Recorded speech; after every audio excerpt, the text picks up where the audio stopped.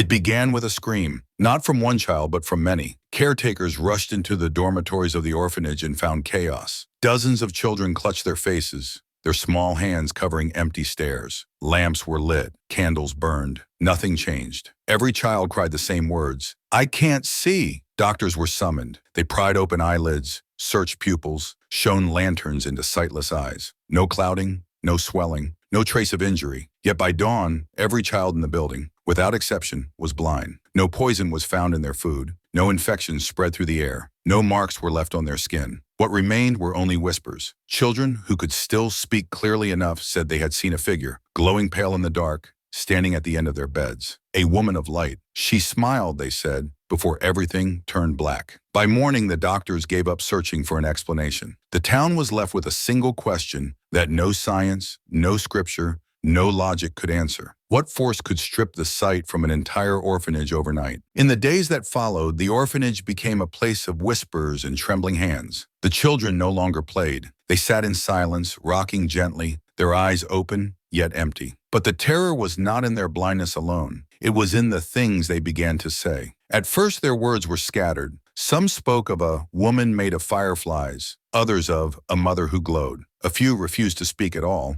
clamping their mouths shut when asked. But when scraps of paper were left before them, the blind children reached for pencils with eerie certainty. They drew, and what they drew sent shivers through every adult who saw it. The lines were jagged, unsteady, as one might expect from those who could no longer see. But the image was always the same. A tall figure draped in something like a gown, standing in a corner with a radiant halo of light. No face, only an empty oval where features should be. Around her, the children sketched streaks, blades of brightness, falling like rain. One child scrawled words beneath the image in trembling letters. "She touched my eyes." Another, "She took the night away."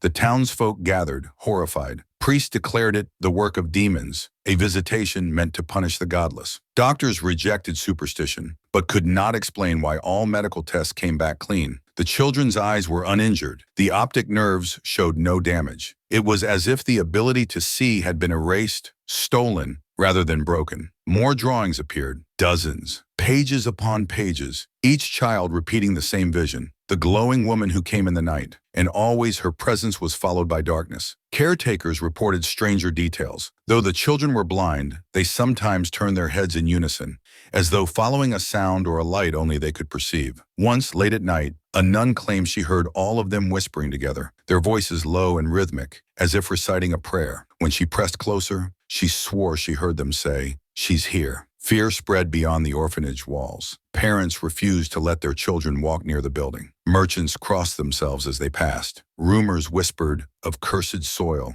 of a plague masked as light, of sins long buried finally surfacing. And yet among the children themselves, something even more disturbing grew. Their fear seemed to fade. Where they once cried for help, now they sat quietly, as if waiting. They no longer reached for the nurse's hands. They no longer begged to be healed. Instead, they whispered to one another about the glowing woman. Not with dread, but with a kind of reverence. One boy, no more than 7, spoke the words that made the town's blood run cold. "She blinded us so we could finally see her." The orphanage became a fortress of questions. Officials from the city arrived, notebooks in hand, determined to impose reason where terror had taken root. Physicians, priests, even men from the military crowded its halls, staring at the sightless children who whispered of glowing women and invisible visitors. The doctors began first. They ran every test their era allowed, checking blood, testing food, sampling the water. Nothing. The bread was clean. The water was pure. No trace of poison, no fungus, no nerve disease. The blindness had no origin, no cause. It was as though the children's sight had been lifted out of them, carried away into some unseen vault. The priest declared otherwise. They filled the orphanage with incense, hymns, and holy water.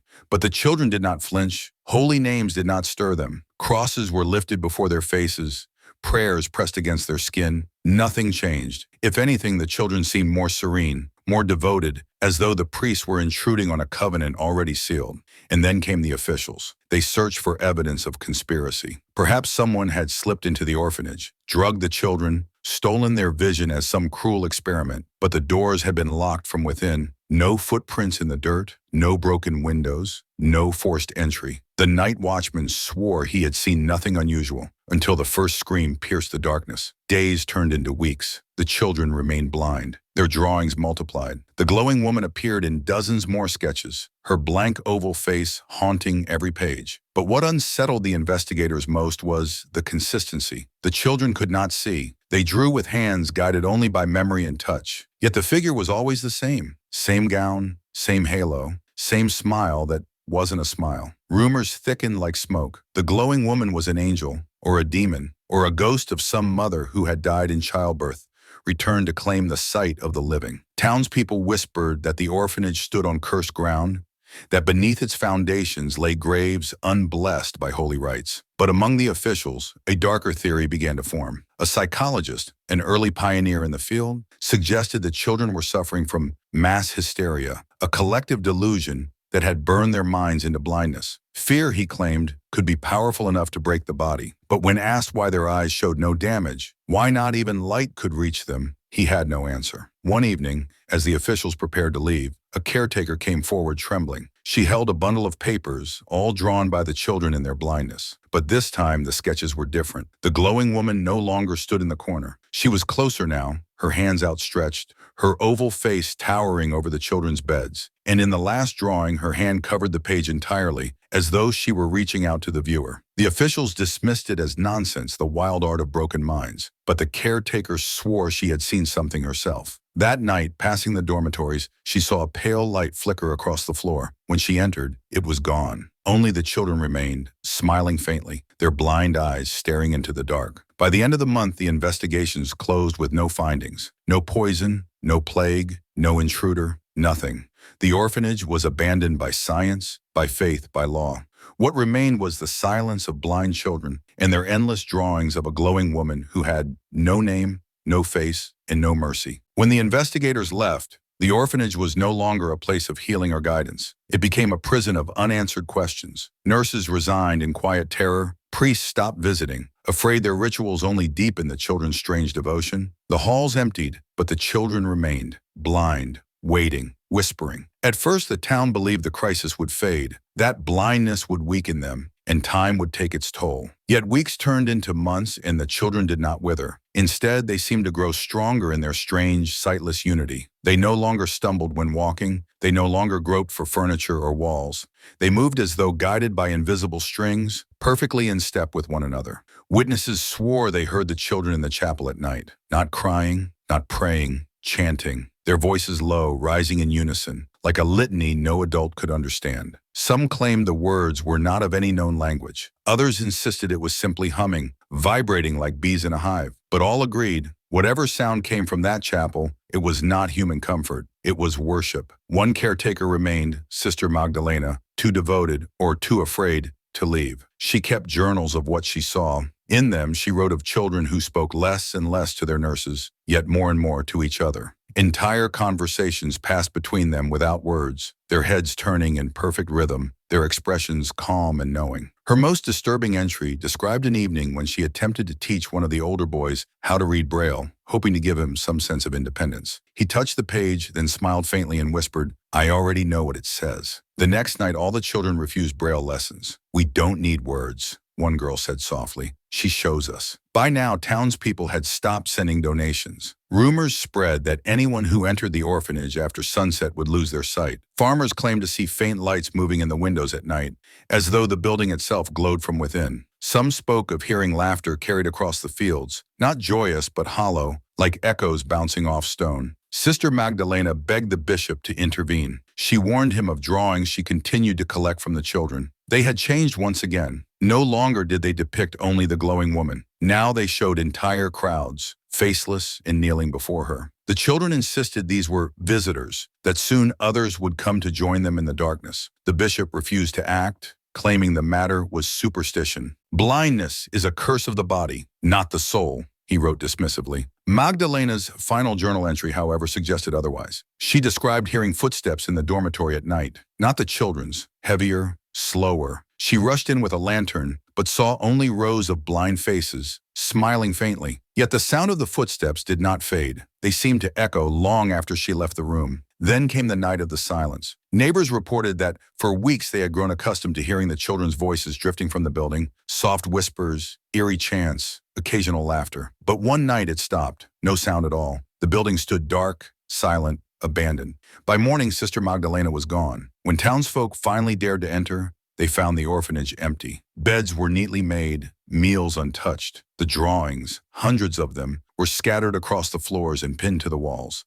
But the children themselves were nowhere to be found. Some swore the drawings were not quite right anymore. The glowing woman was larger, her hands stretched farther, her face no longer blank, but beginning to show faint shapes, as if the children had been trying to capture something human within her oval void. And in the final sketches, the crowds were no longer faceless. They had eyes, closed eyes. No bodies were ever recovered. No footprints led away from the orphanage. It was as if dozens of children had vanished into thin air, swallowed by the same force that had stolen their sight. The building was sealed. Priests sprinkled it with holy water, though their hands trembled as they did. Families refused to go near it. Children in town were warned never to glance toward its windows, never to speak of the glowing woman. But rumors spread regardless. Some claimed that late at night, if you pressed your ear against the orphanage door, you could still hear faint chanting. Others swore they saw blind faces staring from the broken shutters, eyes open wide, yet seeing nothing at all. Generations passed, but the story lingered. The children who had gone blind overnight were never found. The glowing woman was never explained. And the drawings, those impossible, sightless drawings, were kept hidden by the few who dared to collect them. Pages that, even now, showed the same faceless figure, haloed in light, waiting for others to join her in the dark. The orphanage was locked, but the story did not stay inside its walls. In the years that followed, whispers of the blind children seeped into taverns, churches, and households, like smoke that refused to clear. What could not be explained by science became folklore, and folklore became warning. Parents told their children never to wander alone at night, for fear the glowing woman might appear. Farmers swore they saw pale figures moving at the edge of their fields, blind eyes shining faintly in the moonlight. Travelers passing through the town heard rumors that the soil itself was cursed, that to sleep too close to the orphanage was to wake without sight. Songs were written. A hushed verse sung by village girls spoke of the mother who comes to take your eyes so you will never see the world without her. To some, she was a demon. To others, an angel of punishment. And to a few, something more terrifying, a savior. As decades rolled on, the story changed form but never died. A group of zealots even formed, claiming the blindness was not a curse but a blessing, proof of divine contact. They spoke of sight beyond sight, of vision not with the eyes, but with the soul.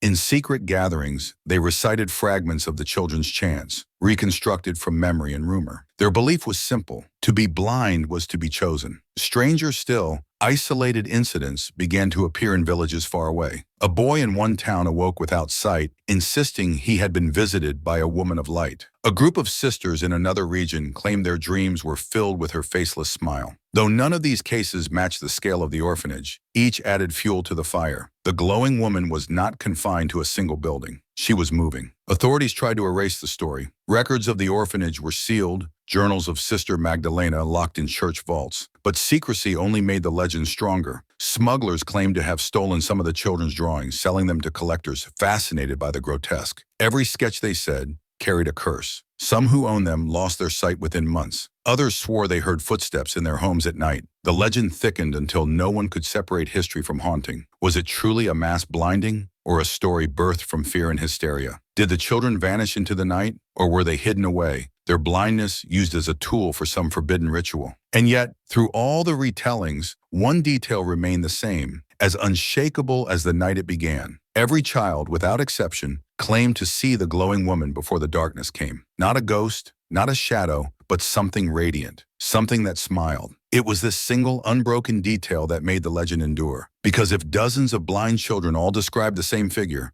without eyes, without collusion, without hesitation, then what had they truly seen? In time, scholars, skeptics, and believers all tried to claim the story of the blind orphanage. Each offered explanations, but none could silence the unease. The physicians of later years argued it must have been an illness, perhaps a rare form of infection, spreading silently through food or air, stripping the optic nerves in one night. But when pressed, they faltered. No disease known to medicine has ever blinded dozens at once without fever, without pain, without a trace of damage. Psychologists called it mass hysteria, a collective delusion so strong it burned away sight itself. They pointed to stories of fainting crowds, of soldiers blinded by terror in battle. Yet even they admitted the flaw. Hysteria leaves traces. Temporary blindness fades. But for the children, the darkness was permanent. The church held its own stance. Some said the glowing woman was a demon, a seducer of innocence. Others whispered she was a saint, an angel misunderstood by fearful mortals. But even faith fractured. For why would heaven or hell choose an orphanage as its theater? Then came the occultists. They spoke of entities that feed not on bodies, but on senses. That the glowing woman was no vision at all, but a collector, taking sight as an offering, leaving only worship in its place. They claimed the children's chants were not madness, but initiation. That blindness was not the end, but the beginning of belonging to her. These theories collided, each one incomplete, and still the drawings remained. Page after page of a faceless woman haloed in light,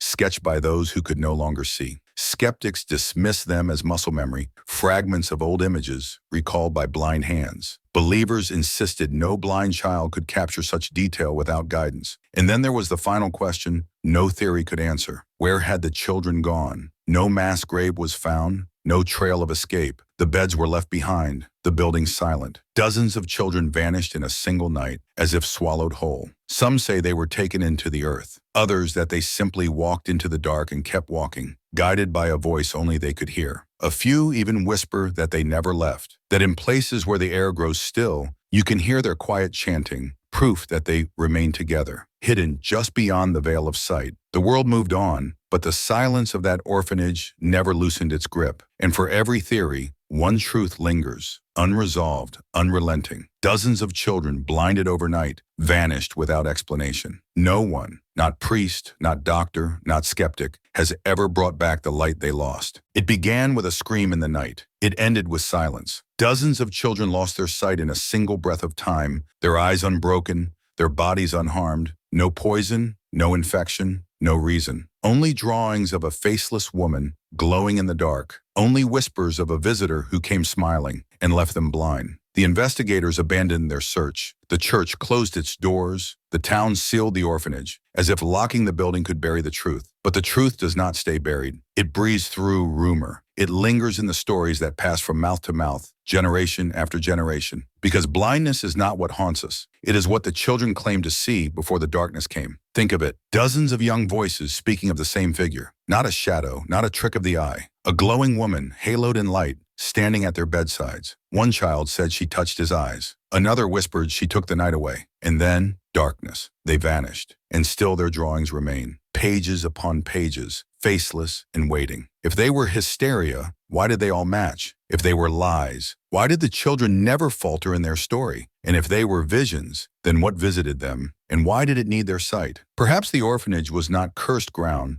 but chosen ground. Perhaps the glowing woman was not punishing the children, but gathering them, taking them to a place where light means nothing and devotion means everything. And here lies the question that no priest or doctor dares to speak aloud. What if the glowing woman never left? What if she moves quietly through the world still, visiting those most overlooked, the lost, the abandoned, the forgotten? What if even tonight, as you close your eyes, she stands at the edge of your bed, faceless and waiting? The children called her beautiful. They said she smiled, and then they saw nothing ever again. The orphanage is gone, but her legend endures. And if legends hold power, then so does she. Maybe the next time you wake in the dark with a strange feeling that someone is watching, you'll remember this story. You'll remember the children, and you'll wonder, when she finally comes for you, will you be able to open your eyes at all?